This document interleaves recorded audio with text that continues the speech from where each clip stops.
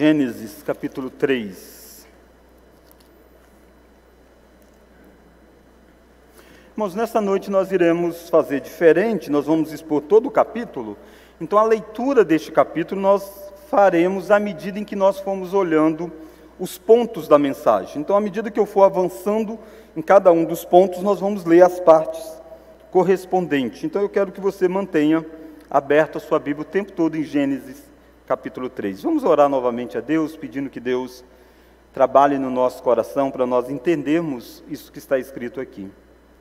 Deus, a Tua palavra é tão rica, este é um dos capítulos tristes da história da humanidade, mas este também é um capítulo que mostra como que a redenção do Senhor trabalhou na maior tragédia da história. Nos dê a graça, ó Deus, de entender aquilo que o Senhor mesmo inspirou Moisés a escrever. Quebrante o nosso coração para ouvir a Tua voz. É a oração que nós fazemos em nome de Jesus. Amém. Irmãos, provavelmente você já percebeu que as coisas não deram muito certo com o mundo e com o ser humano, né? Quando você olha para a sociedade, olha para as pessoas, olha para a própria natureza, a impressão que você e eu temos é que não deu certo. Não deu certo. De tempos em tempos nós ouvimos falar de terremotos, de fome, de enchente, de seca, e nós vemos a natureza se rebelando e causando terríveis estragos. Então você olha para a natureza e diz: puxa, como é possível isso? Aí você olha para o ser humano, e aí você está talvez até anestesiado já de tanto ouvir notícias terríveis sobre o ser humano. Notícias de crimes bárbaros, de inclusive pai matar filhos, e filhos matar pai, assassinatos das mais diferentes formas. Então quando você olha para o homem e para a natureza, você novamente diz: poxa, parece que não deu certo. É claro que existem coisas boas, né? Você vê o homem fazendo coisas boas, você vê a natureza, beleza na natureza. Mas ao mesmo tempo você vê, parece que está quebrado, parece que está trincado. E a pergunta é: onde é que as coisas se perderam? Onde é que deu errado? Gênesis 3 é o ponto nevrálgico da história. Gênesis 3 mostra para nós onde é que as coisas deram errado. Onde é que o mundo se quebrou?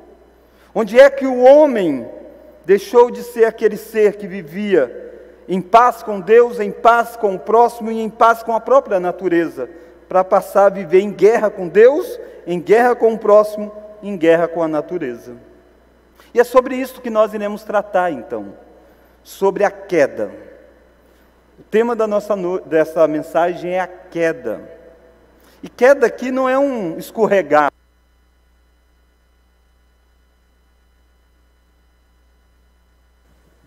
Ei, som.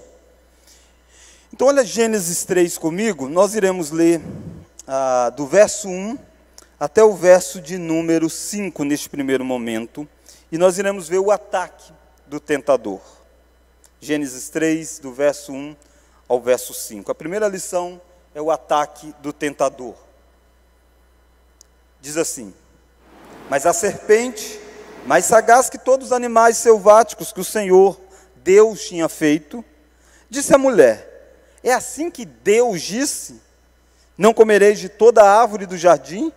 Respondeu-lhe a mulher: do fruto das árvores do jardim podemos comer, mas do fruto da árvore que está no meio do jardim, disse Deus: dele não comereis, nem tocareis nele, para que não morrais. Então a serpente disse à mulher: é certo que não morrereis, porque Deus sabe que no dia em que dele comerdes, se vos abrirão os olhos, e como Deus, sereis conhecedores do bem e do mal. Só um minuto, irmãos. Vamos com este microfone aqui mesmo, irmãos. Gênesis capítulo 3, então, de 1 a 5, que nós encontramos a primeira lição, é o ataque do tentador. Irmãos, é muito interessante que o tentador aparece nessa história sem muitas explicações sobre quem ele é, o que aconteceu para que ele seja um tentador. E aí nós podemos conversar sobre isso ao longo da semana, você me procure e tudo mais. Hoje eu quero seguir a narrativa do texto. E assim como o texto não mostra para nós o que aconteceu para que Satanás se tornasse Satanás, nós sabemos que foi o orgulho e tudo mais. O texto apresenta ele simplesmente aqui. Naturalmente que ele caiu em algum momento entre Gênesis 1 e Gênesis 3. Ele não caiu antes da criação do mundo, mas ele caiu após a criação do mundo. Em algum momento ele veio a desobedecer a Deus. Ele era um anjo de luz, e ele então resolve, dando vazão ao orgulho no coração dele, se rebelar contra Deus. E ele aparece nesse jardim, no jardim que Deus tinha plantado, no lugar em que Adão e Eva viviam de uma forma bela, intensamente. Eles estavam nus e não se envergonhavam. É o último verso do capítulo 2, a última informação que você tem de Adão e Eva no jardim, é de um casal vivendo perfeitamente, totalmente um diante do outro, diante de uma relação bela um com o outro e também com Deus. Mas de repente o capítulo 3 mostra para nós como que o tentador resolve atacar. E olha então os ataques deste tentador. Primeiro, o tentador se aproximou através de uma serpente. Se você olha o verso 1, diz: mas a serpente, mais sagaz que todos os animais selváticos que o Senhor Deus tinha feito, disse a mulher. Nós sabemos, irmãos, que esta serpente, agindo nesta serpente, estava Satanás. Apocalipse 12 diz isso. Diz para nós que a antiga serpente se chama o diabo, Satanás, o nosso adversário. Mas o diabo, ele aparece, o tentador, se aproxima diante de Eva, disfarçado da serpente, ou melhor dizendo, meio que tomando o corpo da serpente, e aí então ele atua. A palavra que descreve a serpente aqui, olha o verso de número 1 ainda. Mas a serpente, mais sagaz que todos os animais. Muitas vezes a gente acha que essa sagacidade da serpente fosse algo ruim em si. Mas não é. A expressão sagaz aqui não é em si pejorativa da serpente. Dentre os animais mesmo, físicos, literais que Deus tinha feito, a serpente foi dada a ela uma capacidade grande. E a palavra sagaz é usada nas Escrituras, às vezes condenando, porque é a sagacidade para o mal, mas às vezes é usada no sentido de elogio. Provérbios, por exemplo, vai usar no capítulo 18, dizendo assim: os simples herdam a estutícia, mas os prudentes se coroam de conhecimento. A palavra traduzida como prudentes é a mesma palavra sagaz aqui, é a mesma expressão. Então ele está elogiando, ele está dizendo: olha, aqueles que têm uma certa prudência, esses coroam de conhecimento. Provérbios ainda 22, verso 3, diz que o prudente vê o mal e esconde-se, mas os simples passam adiante e sofrem a pena. Percebe? A característica deste animal, aliás, o texto diz que foi Deus quem fez. Olha lá o capítulo 3 ainda. Mas a serpente mais sagaz que todos os animais selváticos, vamos ler agora, que o Senhor Deus tinha feito. Então percebe que a serpente em si e a sagacidade da serpente em si não é algo ruim. Jesus mesmo vai dizer em Mateus capítulo 10, verso 16, dizendo assim: ó, eis que eu vos envio como ovelhas para o meio do lobo. Sede, portanto, prudentes como as serpentes. Prudentes como as serpentes, e simples como os pombos. Por isso que Satanás é o tentador que chega disfarçado desta serpente e usando algo bom, usando da prudência, da sagacidade, da capacidade, vai enganar o ser humano. Essa serpente vai se tornar um instrumento nas mãos de Satanás, para iludir o homem criado à imagem e semelhança de Deus. E o tentador, então, não apenas disfarça a sua aparência, ele não chega com uma aparência nunca vista. É bem provável e notório que existiam serpentes no jardim.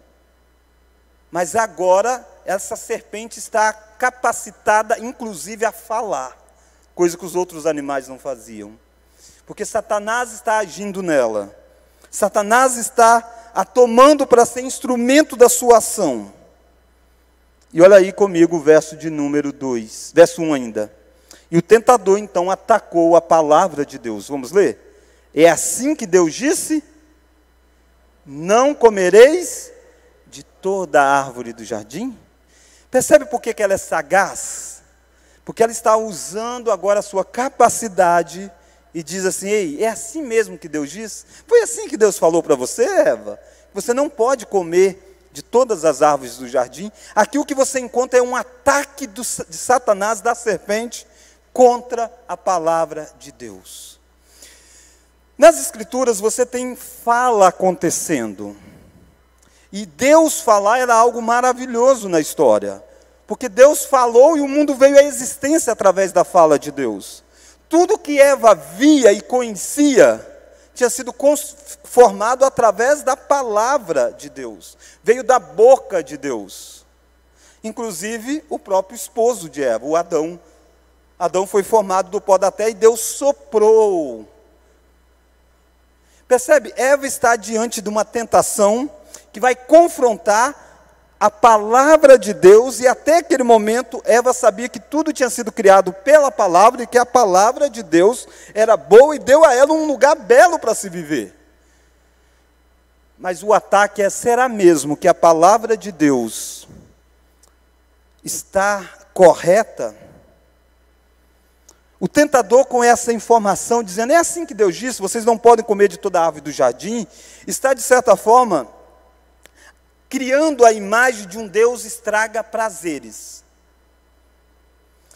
A serpente quer levar Eva a pensar num Deus que é capaz de dar uma ordem que estraga os prazeres da vida dela. Ela está em um jardim, e a ordem de Deus diz que vocês não podem desfrutar do jardim. É isso que Deus disse. Vocês podem então agora julgar o que Deus disse. E olha como que isso vai na contramão do que Deus realmente disse. Olha o capítulo 2 de Gênesis. Olha o verso 8. 2:8, ó. E plantou o Senhor Deus um jardim no Éden, da banda do Oriente, e pôs nele o homem que havia formado. Do solo fez o Senhor Deus, vamos ler agora, brotar e boas para alimento, e também a árvore da vida. E aí vai dizer da outra árvore também. Mas olha agora comigo o verso. Então percebe que Deus fez brotar todas as árvores lá. Olha o verso de número 16. E o Senhor Deus lhe deu esta ordem, vamos ler? De toda a árvore do jardim, livremente. Deus diz: de toda você come livremente. A voz de Deus, a fala de Deus, a palavra de Deus é dizendo: Adão e Eva, eu estou fazendo vocês para que vocês desfrutem do jardim. Deus é um Deus que quer que o homem desfrute daquilo que Ele criou. Coma livremente de todas as árvores. A serpente quer mostrar que, na verdade, Deus barrou eles de desfrutarem. Diz: Deus disse, vocês não podem comer de nada. É exatamente o oposto do que Deus disse. Assim a serpente estava criando a imagem e distorcendo a imagem. A generosidade de Deus estava sendo pervertida pela pergunta de Satanás, para sugerir a mesquinhez divina. Mas Eva vai responder a isso aqui. Olha o verso de número 2. Respondeu-lhe a mulher, vamos ler? Do fruto das árvores do jardim podemos comer. Faltou uma palavrinha aí? Faltou a palavra livremente. Deus diz: pode comer de toda a árvore do jardim livremente. Ela só disse: nós podemos comer.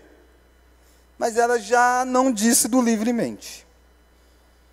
Olha o verso 3. Mas do fruto da árvore que está no meio do jardim, disse Deus: dele não comereis, nem tocareis nele, para que não morrais. Eva primeiro não falou o que Deus disse que deveria comer livremente, e agora Eva meio que acrescenta uma coisa que Deus não disse. Deus não disse que não podia tocar no fruto. Não necessariamente que Eva estivesse pensando em alguma coisa má com isso. Provavelmente ela está dizendo: olha, aquele negócio a gente ficar tão longe dele que a gente não pode nem encostar nele.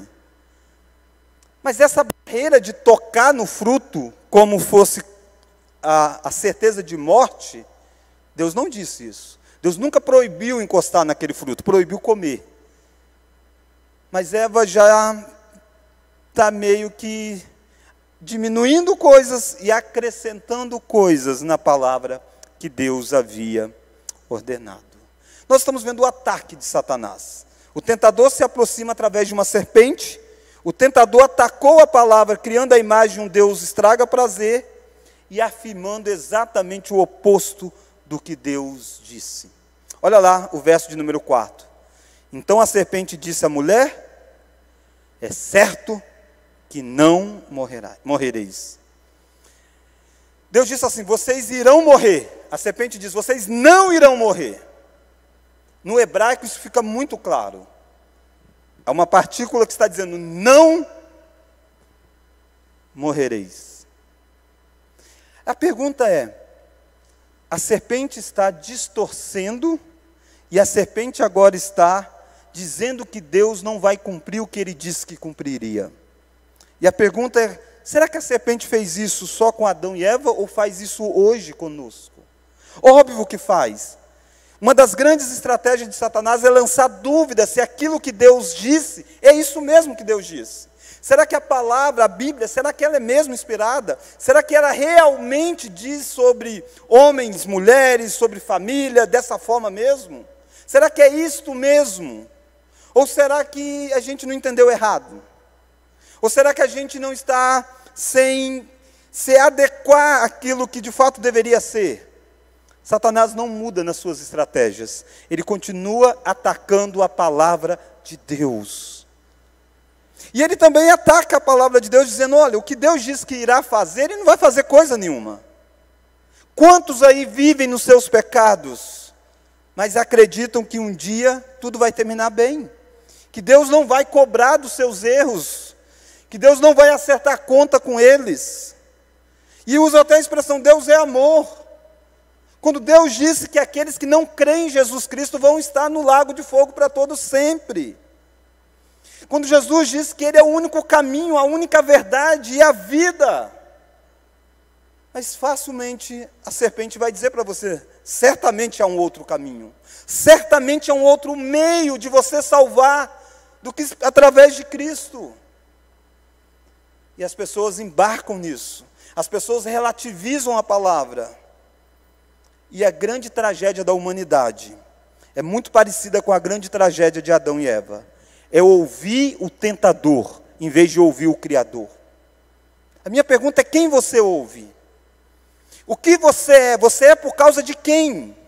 É por causa de Deus. É por causa do poder de Deus. Mas a serpente facilmente vai querer apresentar para você um projeto de vida. Um projeto de caminhada que vai na contramão do que o seu Criador fez, do que o seu Criador disse que é para você. Olha o verso 5. A serpente agora vai apresentar um caminho de felicidade fora da vontade de Deus. Olha o verso 20.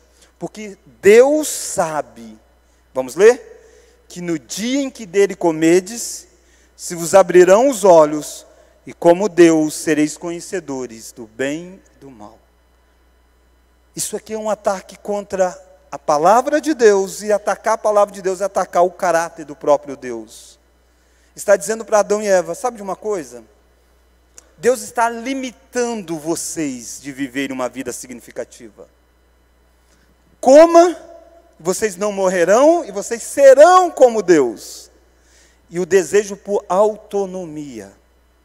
Vocês serão capazes de saber o que é bom e o que é mal. Vocês serão capazes de ler a realidade, tendo vocês como referência.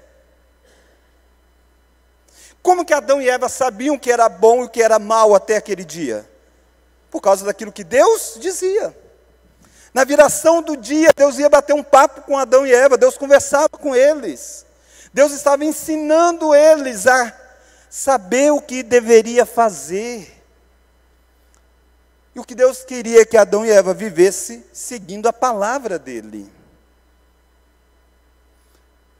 Mas aqui existe um caminho de autonomia sendo oferecido.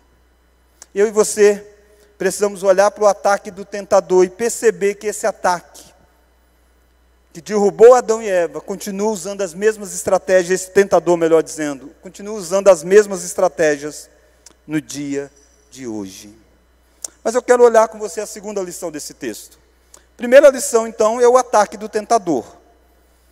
A segunda lição é o fracasso dos nossos primeiros pais. Eles vão fracassar.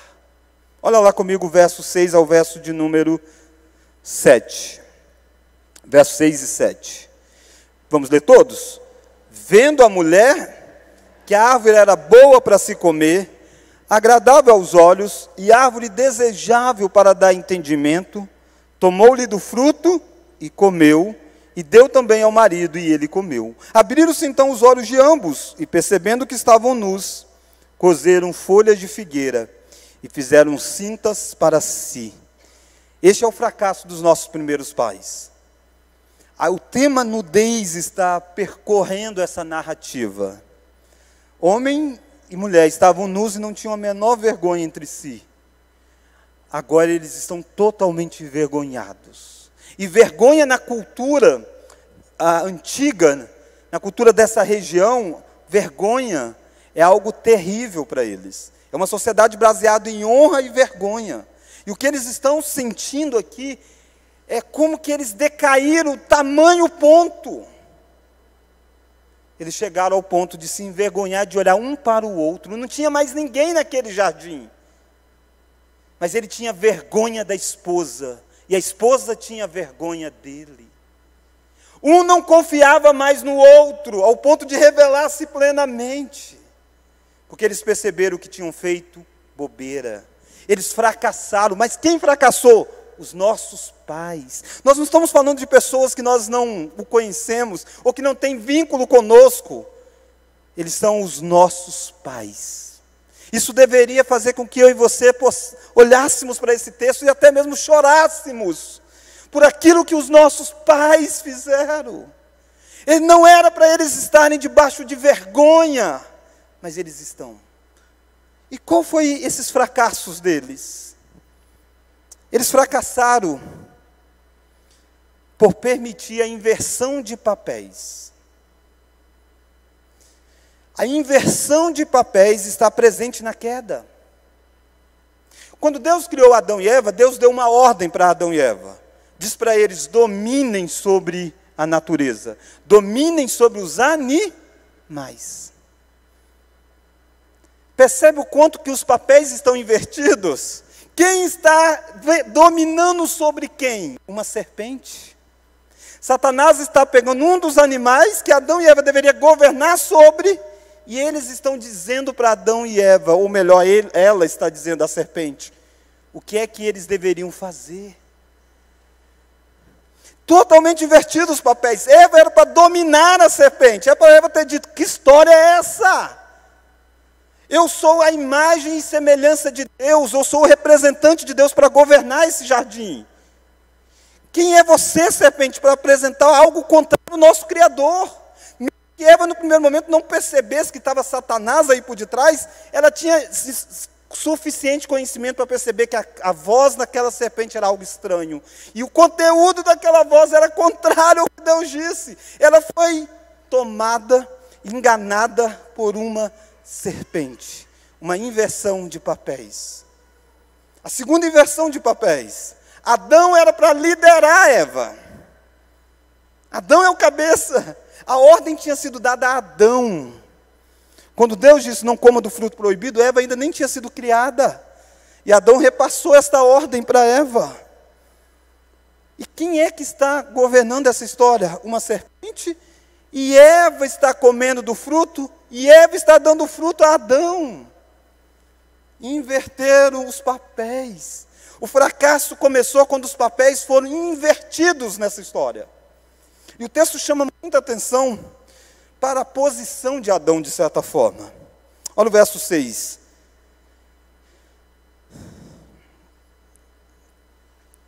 Vai descrever o que a mulher viu no fruto, daqui a pouco eu falo um pouquinho mais sobre isso.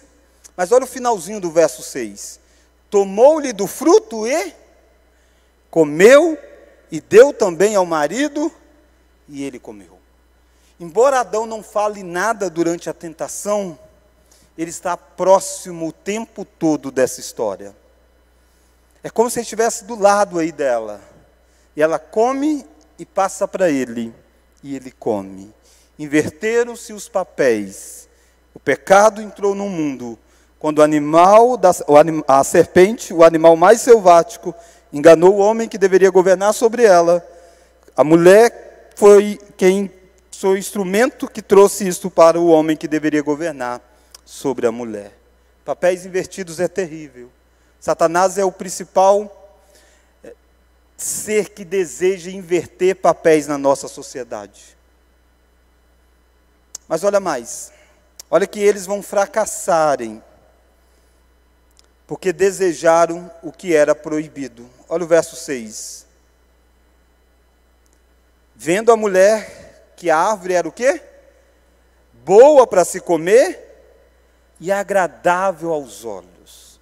Muitas vezes lecionando esse texto, às vezes para adolescentes e tudo mais, muitas vezes na mente de um adolescente parece que este fruto proibido é o fruto mais bonito do jardim. Porque o texto diz que vendo que a árvore era agradável para se comer e agradável aos olhos. Mas será que é isto mesmo? Olha, volta para Gênesis capítulo 2. Olha para as outras árvores que tinha naquele jardim. Gênesis 2, verso 9. Verso 9, vamos ler? Do solo fez o Senhor Deus brotar toda sorte de árvores, agradáveis à vista e boa para alimento. Irmãos, todas as árvores eram belas, todas as árvores pareciam serem saborosas. A árvore do conhecimento do bem e do mal não era mais bela do que as outras. Mas o que fez com que Eva fixasse o olhar nelas?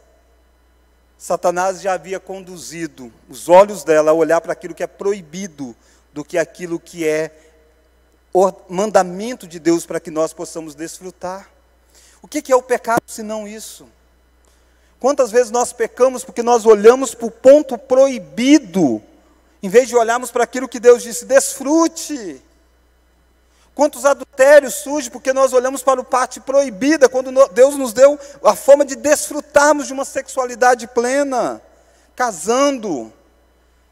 Tantos e tantos pecados, olha para o seu pecado que você comete, percebe se não é um desvio de foco, se você não está olhando para o único aspecto proibido dessa realidade que você está. Tem muitos aspectos permitidos para você desfrutar.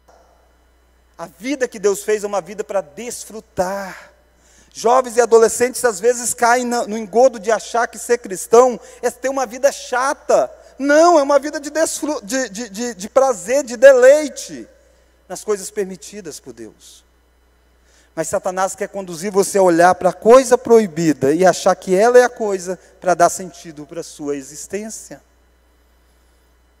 Eles fracassaram porque eles quiseram ser mais do que foram criados para serem. Olha o verso de número 6 ainda. Vendo a mulher que a árvore era boa para se comer, agradável aos olhos, e vamos ler agora? E árvore desejável para dar entendimento. Ela quis ser como Deus.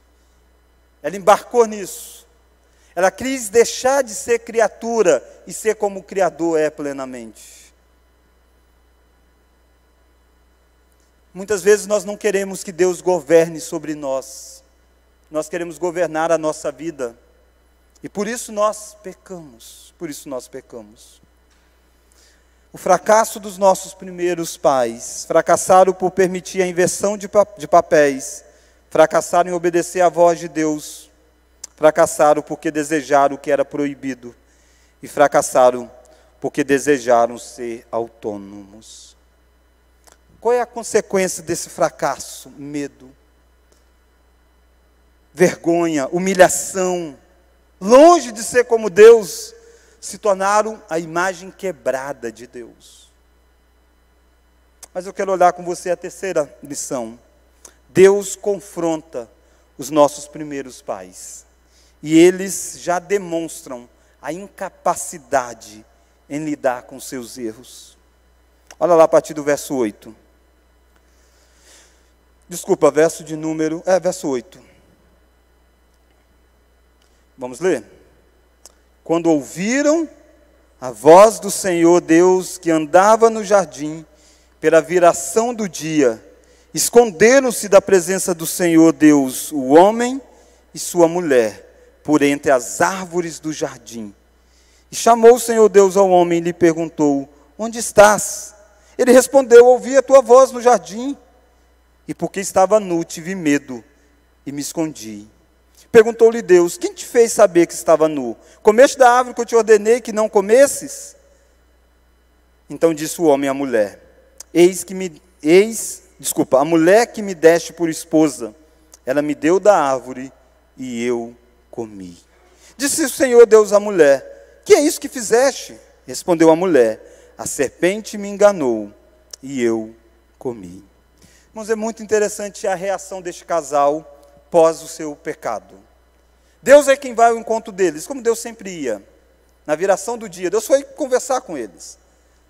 E eles estão com cintas, fizeram para si cintas de folhas lá, colocaram para tentar tampar. E de repente, quando eles ouvem a voz de Deus, eles se escondem. Estão escondidos de Deus. Queriam ser Deus. Não tem coragem de olhar face a face para Deus.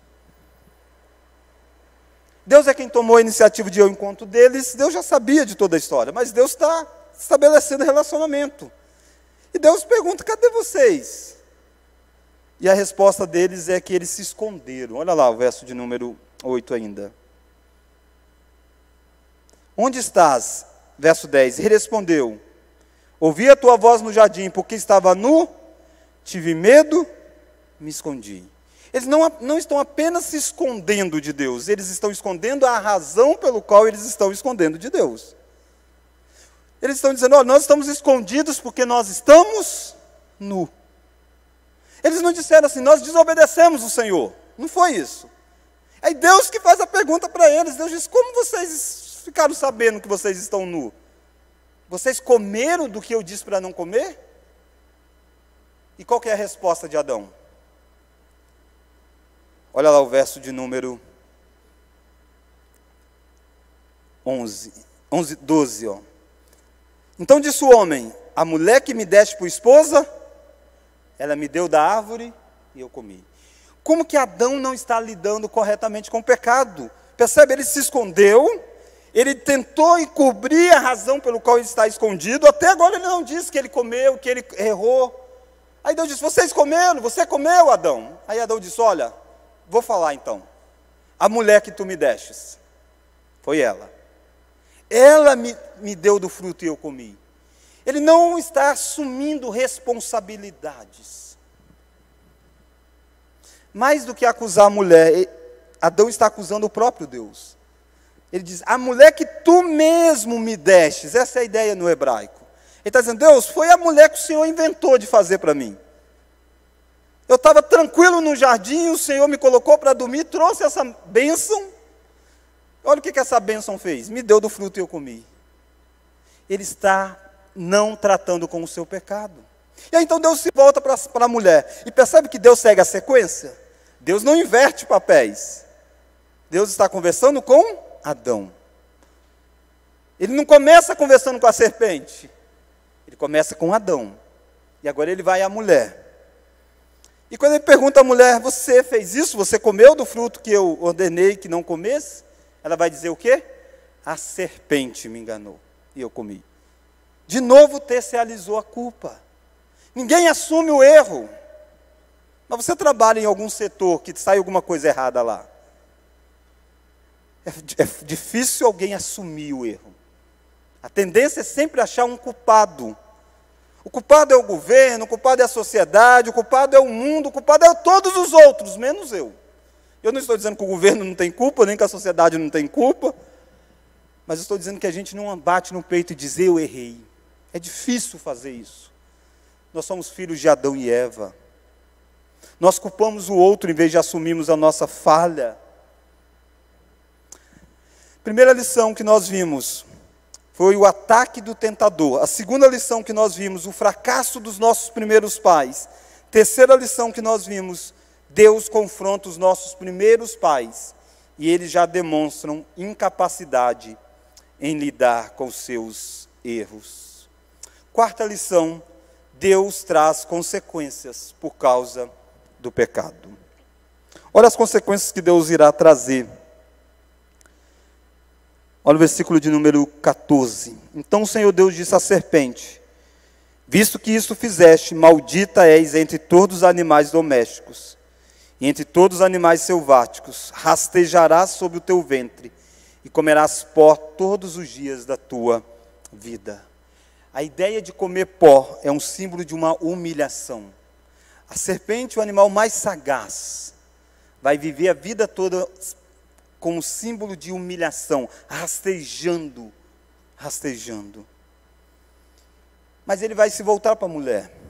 Olha lá o verso de número 16. E a mulher disse: multiplicarei sobremodo os sofrimentos da tua gravidez. Em meio de dores dará luz a filhos. O teu desejo será para o teu marido, e ele te governará. Quem aqui já teve filhos de parto normal, sabe o que é dor de gravidez. Eu vi a Monique tendo. Doía em mim. Não doía não, mas quase doía. Se doesse em mim, eu tinha pedido para fazer a cesárea na hora. Ele está dizendo, vai doer muito. Vai doer muito. E naturalmente que essa dor é uma dor física, mas é mais do que uma dor física. Não é uma dor que uma cesárea resolve, que uma anestesia resolve, pronto, não. Ser mãe em um mundo quebrado vai doer o coração. Filhos irão ficar doentes, filhos irão se rebelar, isso vai partir o coração. Dor vai fazer parte da realidade de ser mãe, coisa que não iria acontecer se Adão e Eva não tivessem desobedecido. Eles teriam filhos, a ordem para ter filhos é anterior à queda, mas não haveria dor. Pensa você a dor de Eva, algum tempo depois, quando precisou sepultar o Abel, seu filho. Caim matou Abel, os dois filhos de Eva, e ela sepulta Abel, sabendo que certamente morrerás. Só surgiu depois que ela comeu do fruto proibido, essa realidade diante dos olhos dela. Ela viu o que é morte naqueles que ela amava, que eram os seus filhos. Ter filhos vai ser com dor, consequência do pecado. Eva nunca teria chorado a morte de Abel, se ela não tivesse comido do fruto proibido. Como eu e você nunca teríamos chorado a morte de parentes queridos, se os nossos representantes não tivessem comido do fruto proibido. Mas olha mais, ele lida com a questão da submissão aqui. Olha o verso de número 15 ainda, verso 16 ainda. O teu desejo será para o teu marido, e ele te governará. Essa é uma expressão bem complexa, há várias formas de traduzir e interpretar. Eu concordo com alguns estudiosos que entendem esse seu desejo será para o teu marido, como sendo que o desejo de Eva seria contrário ao desejo do marido, no sentido de Caim. Lembra de Gênesis 4? Gênesis 4 vai exatamente dizer assim: Caim, o teu desejo é contra ti, mas a ti cumpre dominá-lo. Deus está dizendo para Eva: Eva, você vai querer sempre dominar. Você vai querer inverter os papéis, como aconteceu nessa queda. Mas o seu marido te governará.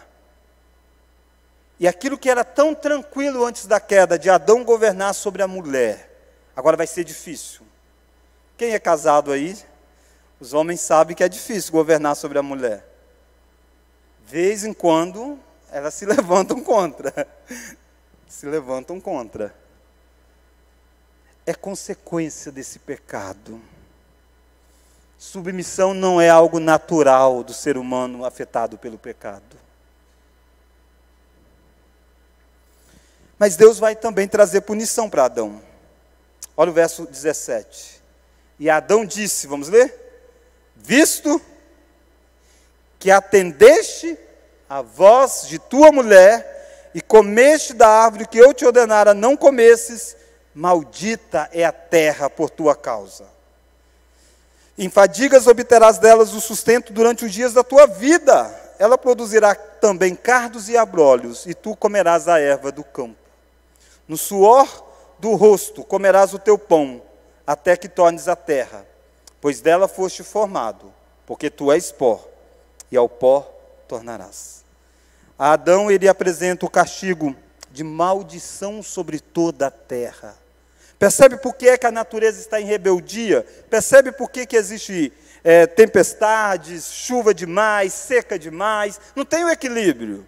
Lógico que o homem atua nisso, atua, mas é uma guerra da natureza com o ser humano. Ela não está mais submissa ao homem, como deveria estar antes da queda. Ela é agora inimiga do homem. Ela vai produzir coisas contrárias ao que o homem deveria desfrutar. E trabalhar vai ser terrível. Não é que o trabalho é terrível. O trabalho fazia parte do jardim. Mas agora vai ser com o suor do rosto. Vai ser contra você.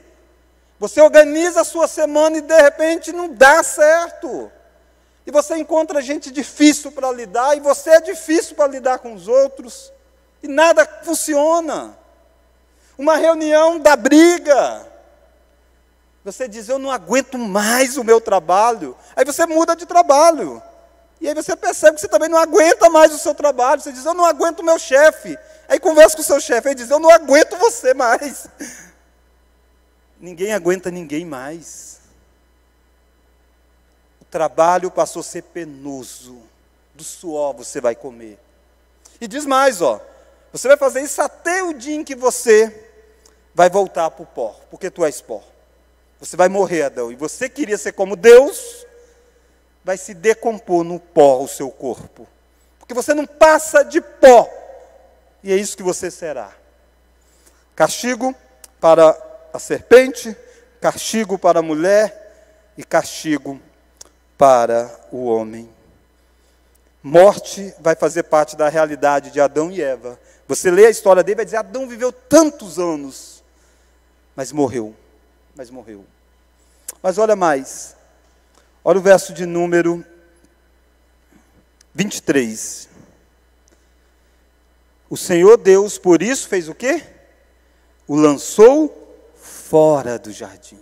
Irmão, se foi tão bom você ler a criação do jardim, e Deus colocando o homem para habitar lá, e diz, guarda esse jardim, protege ele. Agora ele está expulso do jardim.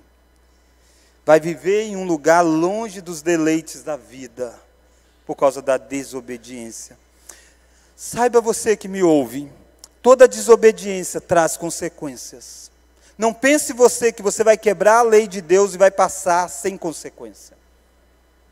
Você vai sofrer duras consequências por causa da desobediência, como os nossos pais sofreram. Mas eu quero terminar com a quinta e última lição. Deus age com graça, mesmo em meio ao juízo. Deus age com graça, mesmo em meio ao juízo. Como que essa história termina? Só teve punição, pastor? Não, teve graça. Olha aí comigo o verso de número 15. Deus promete vitória contra a serpente. Olha o verso 15. Vamos ler? Porém, inimizade entre ti e a mulher, entre a tua descendência e o seu descendente. Este te ferirá o calcanhar, e tu lhe este te ferirá a cabeça, e tu lhe ferirás o calcanhar. Irmãos, Deus está dizendo o seguinte, eu vou derrotar o inimigo de vocês. Vou derrotar. Ele se vira para a serpente, para Satanás e diz, olha, o descendente de uma mulher esmaga você. Se o pecado entrou através de uma mulher e ela levou esse pecado ao homem, o nosso representante, e aí passou para todos nós, vai ser também de uma mulher que vai vir alguém, que vai ser um representante e vai vencer você. Naturalmente ele está falando de Jesus Cristo.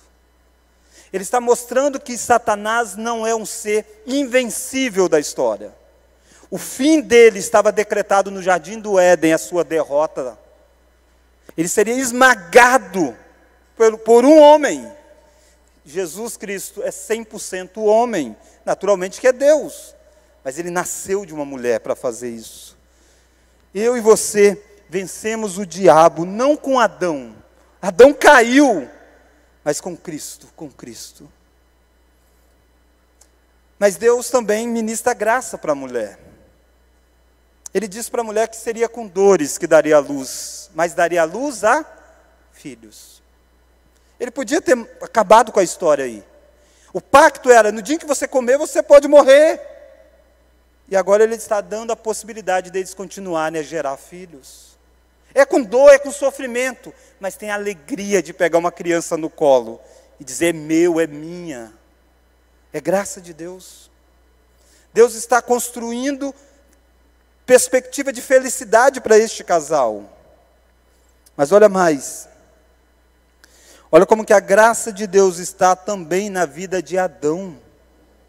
Por mais que vai ser com sacrifício, ele está dizendo, você vai ter onde tirar o seu alimento. Você vai poder comer. E olha o que ele faz em relação à vergonha deles. Olha lá comigo o verso de número 22. Desculpa, o verso de número 21. Vamos ler? Fez o Senhor Deus e os vestiu. Se eles estavam envergonhados por causa daquilo que eles fizeram, agora eles estão vestidos por aquilo que Deus fez. Deus mata um animal e cobre eles com este animal. Deus está propiciando uma forma deles terem relacionamento com Deus. Eles não precisam mais se esconder. Eles podem chegar diante de Deus. Eles ainda são pecadores, mas estão cobertos. Cobertos pelo sangue de algum animal. Cobertos porque um animal morreu.